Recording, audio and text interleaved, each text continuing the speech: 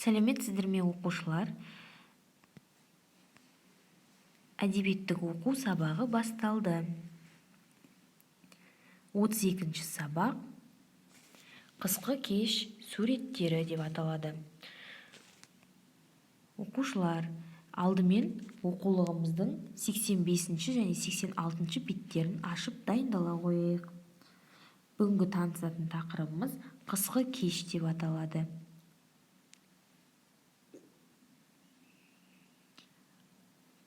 Бұл өлеңнің авторы Александр Пушкин. Оқушылар, бұл өлеңді аударған Тайыр Жароков. Алдымен бірінші тапсырмаға назар аударайық. Бірінші тапсырмада бірнеше жұмбақтар берілген екен. Сол жұмбақтың шешуін таба қойайық. Қыста барда жазда жоқ, бұл не? Құлағы мен көзі жоқ, жоқ тіпті қол мен аяғы, бірақ ғажап өнерпаз мәнерлеп ою ояды. Оқушылар терезеге сурет салып кетеді. Ол не екен? Келесі үшінші жұмбақ. Көлге жапқан қақпақ сіресіп тұр қаттақ. Көлдің бетінде қатып тұратын. Бұл не екен? Келесі қанаты жоқ ұшады, аяқ жоқ желеді, ауыз жоқ ұлиды. Барлық жұмбақтың шешуін тапқан болсаңдар, жарайсыңдар дегім келеді. Келесі оқушылар екінші тапсырмаға назар аударамыз. Қысқы кеш.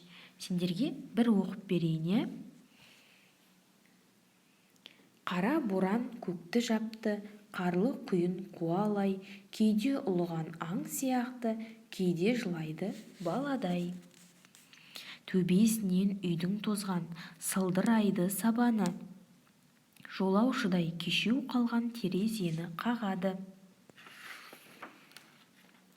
Біздің лашық тозған баяу, күңгірт әрі көңілсіз, терезеде кемпірім-ау, неге отырсың түк үнсіз? Әлде боран сыңсуымен достым қажып біттің бе? Әлде ерілген ұршығыңмен бірге қалғып кеттің бе?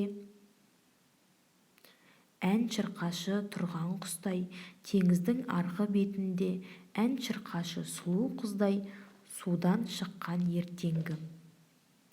Қара боран көкті жапты, қарлы құйын қуалай, кейде ұлыған аң сияқты, кейде жылайды баладай. Оқушылар, өлеңді менімен бірге оқып, жаттап ала қойыңдар.